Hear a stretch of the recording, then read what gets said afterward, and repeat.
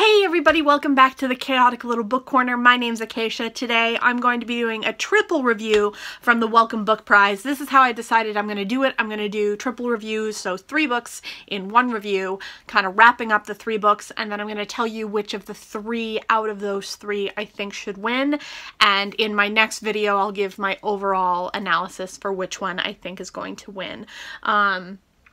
So the ones that I finished already, I whizzed through these 3, and I kind of knew I was going to because they were really topics that I was super intrigued by and really invested in. So the first one is With the End in Mind by Catherine Mannix.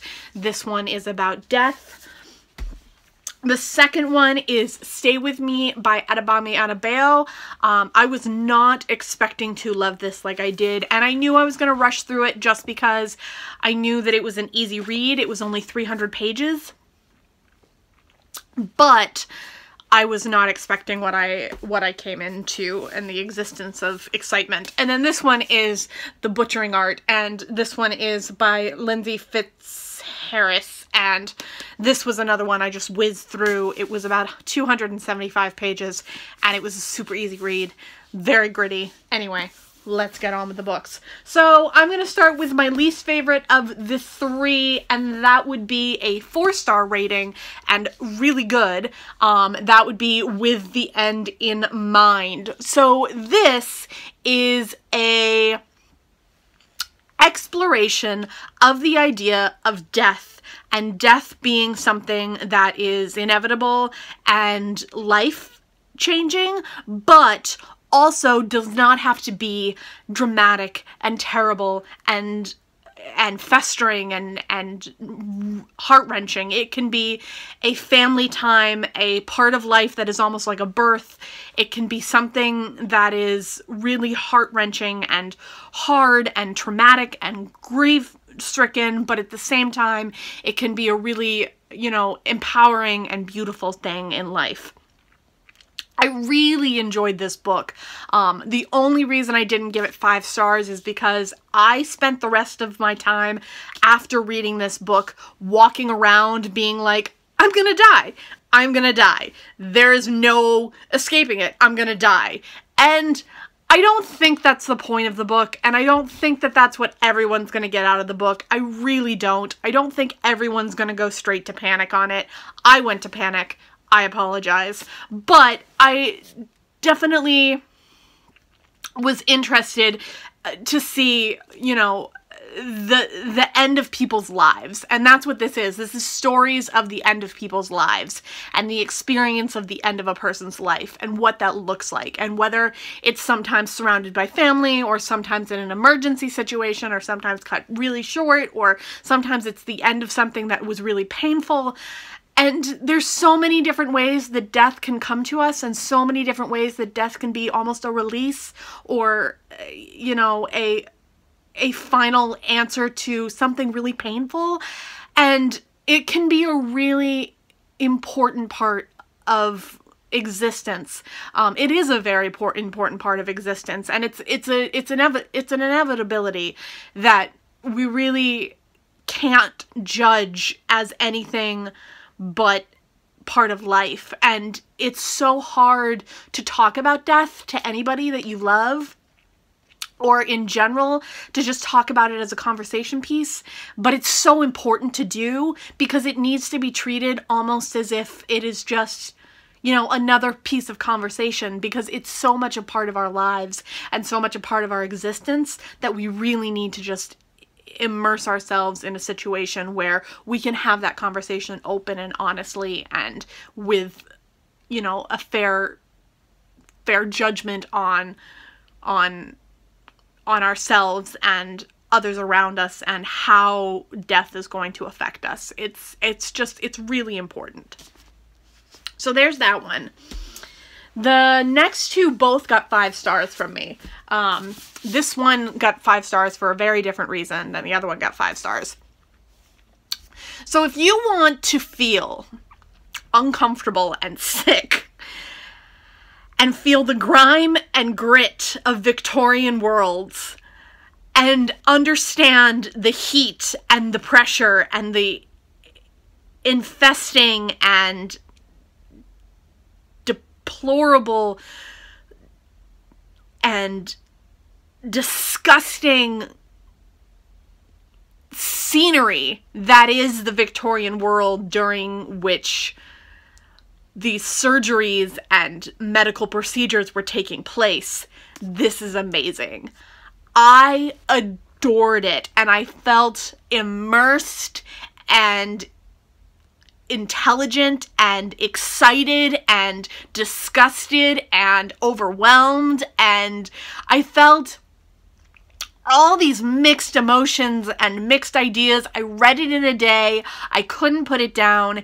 It's written in a way that it makes it doesn't read like fiction exactly, but it reads in a fictional kind of setting where you're seeing the concept of these surgeries and you're getting to view them through the lens of somebody being in the room during those accounts. And it's just, oh God, it's so good. It's so good, you guys. But you need to have a strong stomach to go through this, and you need to kind of be ready to hear some really unsettling facts. The way that science and medicine was functioning at this time, it was so clear that death was almost an inevitability if you had to go into surgery. It was so clear that your life was probably going to end if you had to get surgery, because the cleanliness and the care that we see now in hospitals was not there at all. And people would get into situations where there was pus and blood, and then the next person would come in and sit in the pus and blood of the person who was there prior, and the infection would go into their wounds, and it was just grotesque and fabulous, and I adored this. I thought it was so wonderful, so dark, so fabulous. I just, I adored it. I really did. And I was not expecting, I knew I was going to like it, but I wasn't expecting to adore it as much as I did, and to feel so connected to it, and to feel so immersed within it, and just obsessed. It left me in this situation where I spent the rest of the night trying to talk to my family about it, which was really kind of upsetting them because I was trying to talk about it at dinner, which is probably not the best time to talk about it, but I wanted so badly to talk. So, excellent. Absolutely excellent. And then this one. Okay. So, shame on me for not listening to everybody talk about this in a hyped way. I really don't like jumping on the hype train for a lot of books. I've done it a couple of times, and it's sometimes fun to do, but I also tend to not always agree with the hype, and to feel like maybe it could have been better, or maybe the hype was overexcited, or maybe, you know, just something was not there for me. And I could not kick myself more for not reading this sooner. I am blown away. This story is about Yazeed, I want to say. That's how I pronounced it in my head the whole time. I didn't download the audiobook of it, which I could have done, but if I'm saying that wrong, please correct me. So Yazeed is in this situation where she is hoping for a child. And she is in a situation in life where it is the expectation that she give birth and that she have a child. And it is the expectation that she provide an heir to her husband, or else he takes another wife. Now, her and her husband have agreed not to do this, but he goes ahead and does it anyway behind her back and takes another wife. And there's this underlying sorrow and sadness within the story, and this beauty of honesty between the couple, and the misunderstanding and misconnections between the couple, that just spoke to me in a really profound, beautiful, immersive way. And I felt as if this whole story was meant to be read by somebody who was experiencing a loss of a love or a relationship, or a loss of trust, a loss of comfort, and a loss of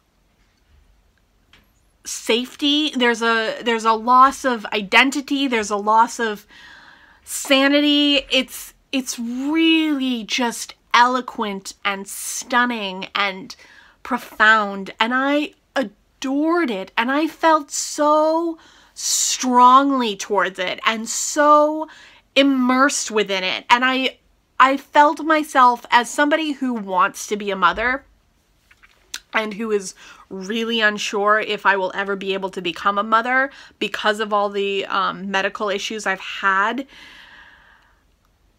I just felt the pain and the fear and the sadness and this overwhelming just devastation that was so undescribable in any other way than to be put into this book. I just adored it, and I cried, and I smiled, and I felt safe in the author's hands, but at the same time I felt very angry and frustrated and fearful. I'm beyond speechless about this one. I absolutely adored it. I did. So as far as these three go, I personally think this should win. I think this is what should win. What do I think will win?